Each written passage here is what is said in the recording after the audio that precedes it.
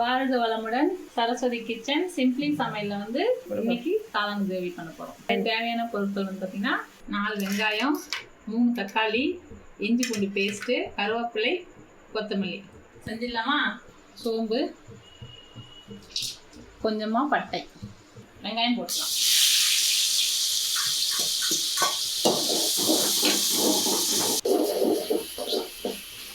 பொன்னருமா வதக்கணும். ஆயிடுச்சு பாருங்க, கொஞ்சம் கலர் சேஞ்ச் ஆகிடுச்சு. இப்போ இஞ்சி பூண்டு பேஸ்ட் 1 ஸ்பூன் போட்டுக்கலாம். இன்னும் கொஞ்சம் எக்ஸ்ட்ராவே போட்டுக்கலாம். அதெல்லாம் வதங்கட்டும். பச்சை வாசனை போடுவாங்க. தக்காளி ஊற்றிக்கலாம்.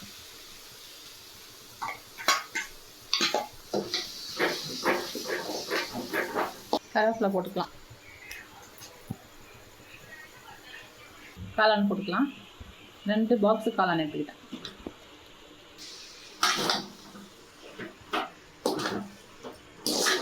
நல்லா வதங்கட்டும். மிளகாத்தூள் போட்டுக்கலாம்.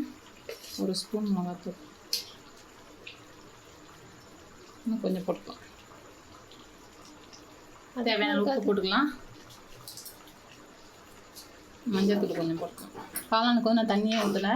காளானில் இந்த தண்ணியே வந்து இவ்வளோ தண்ணி பிரிஞ்சு வந்திருக்கு பாருங்கள். நான் காளானுக்கு வந்து தண்ணி ஊற்றாமல் செஞ்சுருக்கேன். 10 முந்திரி பேஸ்ட்டாக அரைச்சி வச்சுருக்கேன். அதனால் அதை அப்படி ஊற்றப்போம். இவ்வளோங்க முந்திரி ஊற்றணுன்னே திக் ஆகிடுச்சு. 10 நிமிஷம் கொதிச்சா போதும். காளான் கிரேவி ரெடி ஆகிடுச்சு.